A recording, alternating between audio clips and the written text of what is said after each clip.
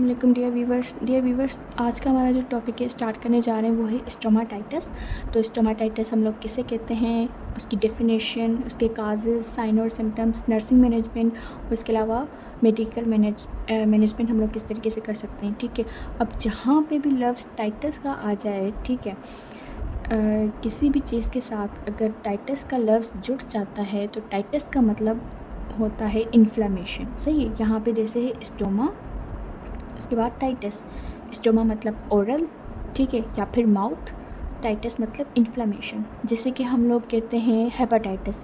HEPA means liver और Titus मतलब inflammation, यानी कि लिवर की इन्फ्लेमेशन। से ये डेफिनेशन देखेंगे अपन इसकी। Stomatitis is the inflammation of the oral mucosa. अब स्टोमाटाइटिस जो है वो होती है, इन्फ्लेमेशन होती है ओरल म्यूकोजा की, जो कि लाइनिंग होती है हमारे माउथ की, जो कि अफेक्ट करता है हमारी लिप्स को, हमारी टंग को, हमारे गम्स को और हमारे इनर चीक्स को।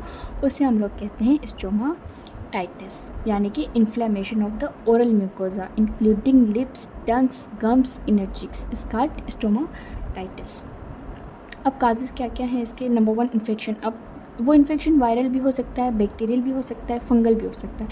वायरल में कैसे हर्पस सिम्प्लेक्स वायरस की वजह से स्टोमाटाइटिस हो सकता है, बैक्टीरियल की वजह से हो सकता है, फंगल की वजह से हो सकता है।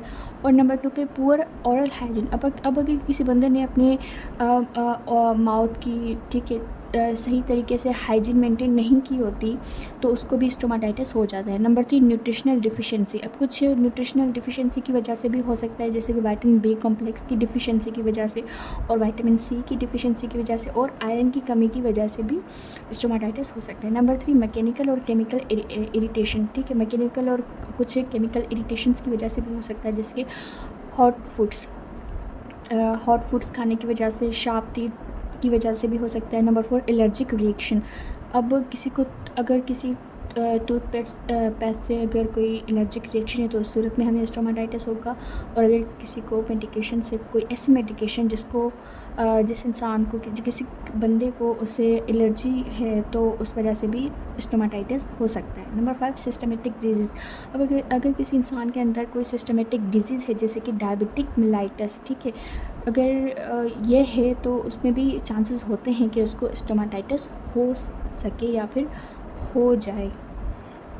अब साइन और सिम्टम्स की बात करेंगे कि अगर किसी बंदे के अंदर स्टोमाटाइटिस हो जाए तो उसके साइन और सिम्टम्स हमें क्या नज़र आते हैं। सबसे पहले माउथ पेन, उसको अपने मुंह के अंदर बहुत ज़्यादा पेन फील होगा, ठीक है। उसके बाद अल्सर सोर्स, मुंह के अंदर छाले बन जाएंगे, रेडनेस एंड स्वेलिंग, और रेडनेस नज़र आएगी, स्वेलिंग नज़र आएगी, बर्निंग सेंसेशन होगी, difficulty in eating and swelling. अगर वो कोई भी चीज़ खाने की कोशिश करेगा तो उसको स्वालो करने में बहुत ज़्यादा उसको तकलीफ़ होगी। उसके अलावा बैड ब्रीथ, उसके मुंह से बहुत ज़्यादा बदबू आएगी, समटाइम्स फीवर, और कभी कभी उसको फ़ीवर भी आएगा, क्योंकि जब भी इन्फ्लेमेशन की सूरत में हमें फ़ीवर आता ही है, ठीक है, तो समटाइम्स फ़ीवर वो आ सकता है।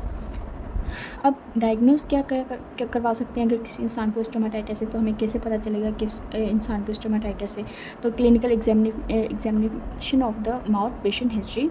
अब डॉक्टर क्या करेगा कि वो क्लिनिकल एग्जामिनेशन करेगा उस पेशेंट के माउथ की, उस पेशेंट से हिस्ट्री लेगा, ठीक है, उसकी इलनेस के बारे में। उसके अलावा स्वाब टेस्ट करेंगे, इन्फेक्शन के लिए हम लोग करते हैं स्वाब टेस्ट। उसके अलावा ब्लड टेस्ट करवाएंगे कि ब्लड टेस्ट फॉर डिफिशिएंसी और सिस्टमेटिक डिजीज़ के लिए, ठीक है।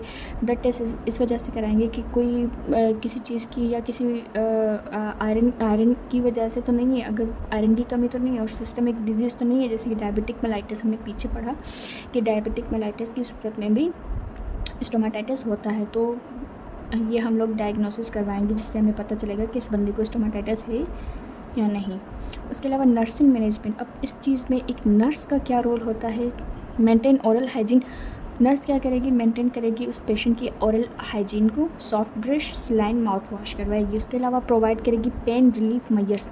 अब जाहिर सी बात है, एक पेशेंट स्टोमाटाइटिस के साथ आता है, ठीक है, उसको जाहिर सी बात है उसके माउथ में बहुत ज़्यादा पेन फील हो रहा है, तो नर्स क्या करेगी, प्रोवाइड करेगी पेन रिलीफ मेजर, जैसे कोल्ड फ्लूइड्स अवॉइड करवाएगी, स्पाइसी फूड्स, क्योंकि हाँ भाई आप लोग जो है वो स्पाइसी फूड ना खाएं अभी। इंकरेज करेगी सॉफ्ट डाइट को, जैसे कि योगर्ट और पोरिज हम लोग कहते हैं दलिए को, ठीक है। इंश्योर करेगी एडिक्वेट हाइड्रेशन को, कि बंदे को हाइड्रेशन की कमी ना हो। एजुकेट करेगी पेशेंट को अबाउट ओरल हाइजीन के बारे में, और अवॉइड करवाएंगी इरिटेंट्स, जैसे कि स्मोकिंग ना करो, ठीक है। उसके अलावा हॉट फूड से भी वो अवॉइड करवाएंगी। नंबर नेक्स्ट, अब मेडिकल मैनेजमेंट क्या होती है। एनाल्जेसिक प्रोवाइड करेंगे, पैरास्टामोल, सही है, एनाल्जेसिक पेन किलर्स। उसके अलावा एंटीबायोटिक्स देंगे इफ़ बैक्टीरियल इन्फेक्शन, जब हमें पता चलेगा कि ये बैक्टीरियल इन्फेक्शन की वजह से हुआ है तो हम उसको क्या डॉक्टर्स को क्या प्रिस्क्राइब करते हैं, बैक्टीरियल एंटीबायोटिक्स बैक्टीरियल इन्फेक्शन के लिए। उसके अलावा एंटी फंगल ड्रग्स, नेस्टेडेंट। उसके अलावा antiviral drugs for herbs infection, अगर उस बंदे को हर्ब्स इन्फेक्शन है तो उस नतीजे में हम लोग क्या करते हैं, एंटीवायरल ड्रग्स जो है वो डॉक्टर प्रिस्क्राइब करके जाते हैं। वाइटामिन सप्लीमेंट जैसे कि बी कॉम्प्लेक्स, विटामिन सी और आयरन, ये सब लोग दी जाती हैं। उसके अलावा टॉपिकल जेल्स कुछ होती हैं अल्सर्स के लिए, वो उन पे जो है वो लगाई जाती हैं, जिसकी वजह से स्टोमाटाइटिस जो है वो बिल्कुल ठीक हो जाता है, सही है। तो ये सारी हमारी ओवरऑल जो है वो मेडिकल मैनेजमेंट थी स्टोमाटाइटिस की। Thank you.